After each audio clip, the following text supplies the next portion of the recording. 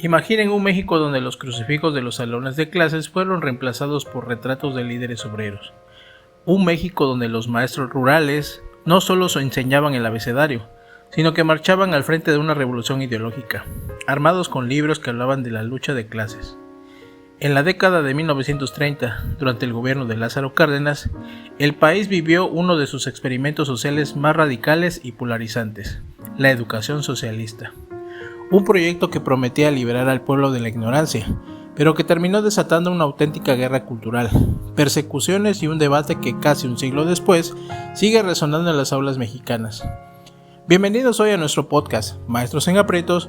Hoy nos sumergiremos en los años en que las escuelas se convirtieron en campos de batalla ideológicas y que al día de hoy en la nueva escuela mexicana se observan pensamientos de aquella época, y por lo cual es muy importante analizar este tema para comprender que la nueva escuela mexicana no es nueva, sino que ya en años pasados había un pensamiento diferente. La Revolución Mexicana había terminado en las armas, pero la verdadera batalla por el alma del país apenas comenzaba. En las comunidades rurales, el analfabetismo rondaba el 70%. Los campesinos e indígenas recién dotados de tierras no sabían leer los títulos de propiedad. El destino del país se jugaba en un lugar inesperado, el aula de clases. Hoy viajamos al sexenio de Lázaro Cárdenas, una época donde la educación no solo buscaba enseñar a leer y escribir, sino transformar por completo la estructura social de una nación. Hoy hablamos de la educación socialista. Me gustaría que analizáramos qué pasaba en el México de los años 30. Para entender por qué México decidió cambiar el artículo 3 de la Constitución en 1934, para decretar que la educación sería socialista, tenemos que mirar el tablero mundial y nacional. A nivel internacional, el capitalismo crujía tras la Gran Depresión de 1929 y la Unión Soviética parecía un faro de modernización para muchos intelectuales. A nivel nacional, el presidente Lázaro Cárdenas llegó al poder con una misión clara: cumplir las promesas pendientes de la revolución. ¿Pero qué significaba socialista en el México de entonces? No era copiar el modelo soviético al pie de la letra.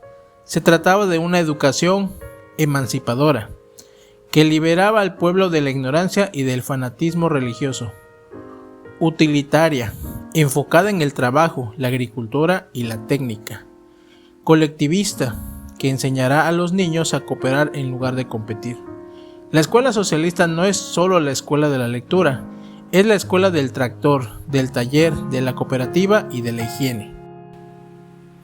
Para este movimiento hubo personajes clave y que fueron los protagonistas, las mentes detrás de la tiza, y que en este experimento no se hizo solo de la noche a la mañana.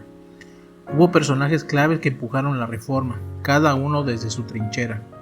Por ejemplo, Lázaro Cárdenas del Río, el presidente impulsor. Cárdenas veía a la escuela como el motor del reparto agrario y de la expropiación petrolera. Para él, el maestro era un líder comunitario, un organizador social.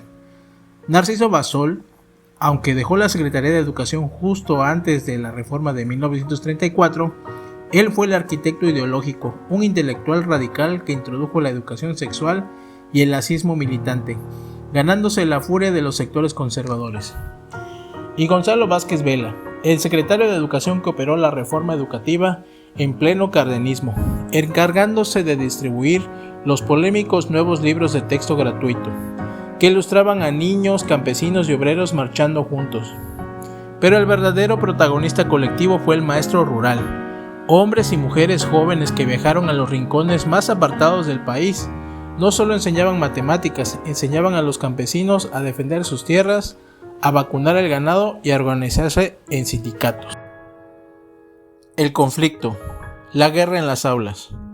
Como era de esperarse, la reacción fue violenta.